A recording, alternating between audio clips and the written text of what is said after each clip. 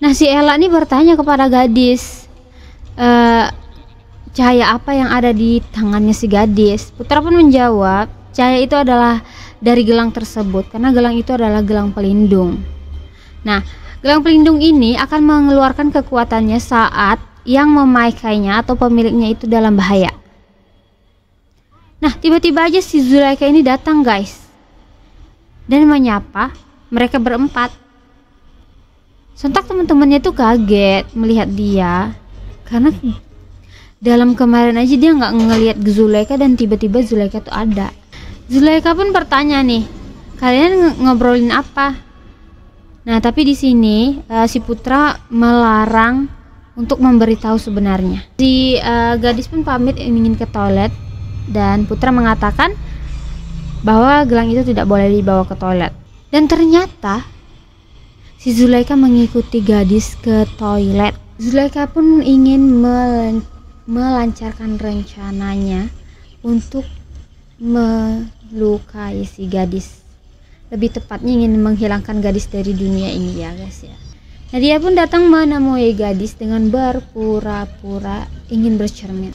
Nah, di sini si Zulaikha sudah mengeluarkan kekuatannya untuk mencelakai si gadis.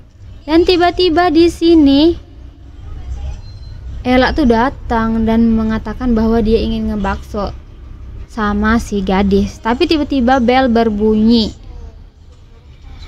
Gadis pun mengajak Ella untuk ke kelasnya dan Zulaikha. Di sini Zulaikha mengatakan bahwa dia ingin ke toilet dulu. Dan Zulaikha kembali kesal karena lagi-lagi dia gagal untuk melukai gadis. Pada saat pulang sekolah di sini gadis memutuskan untuk pulang sama Putra karena memang masih banyak yang diceritakan kepada Putra. Zulaikha pulang lagi ke goa dengan keadaan kesal dan mengatakan kepada Omar bahwa dia lagi-lagi gagal. Tapi Omar di sini memberi ide cerdik. Omar mengatakan bahwa dia akan membantu Zulaikha untuk menyamar menjadi manusia di sekolah itu, agar dia bisa menjadi musuh dalam selimut. Nah, di adegan ini Jody terlihat melempar bawang putih di seluruh ruangan kamarnya karena dia takut dengan jin. Tiba-tiba Anto masuk dan dia kaget melihat perilakunya si Jody karena melempar bawang putih di seluruh ruangan kamarnya. Anto pun tiba-tiba mengatakan bahwa dia tidak percaya ada yang namanya jin dan makhluk halus. Dan tiba-tiba saja pintu kamarnya si Jody itu ketutup sendiri.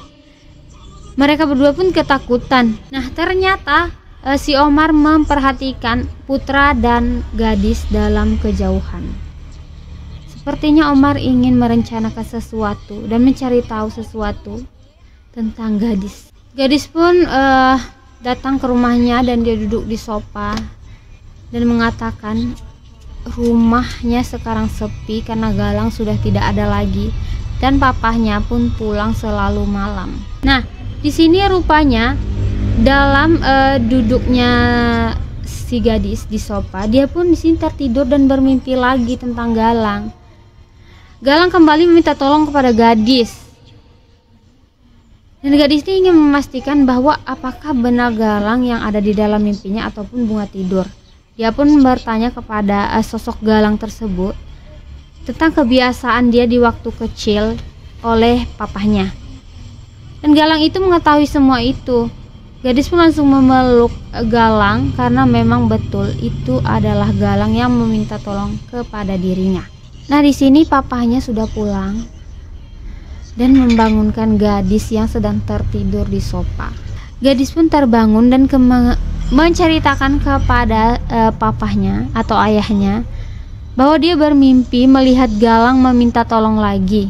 Dan dia pun mengatakan bahwa itu adalah benar Galang karena dia tuh tahu secara detail kebiasaan pada saat mereka masih kecil dulu.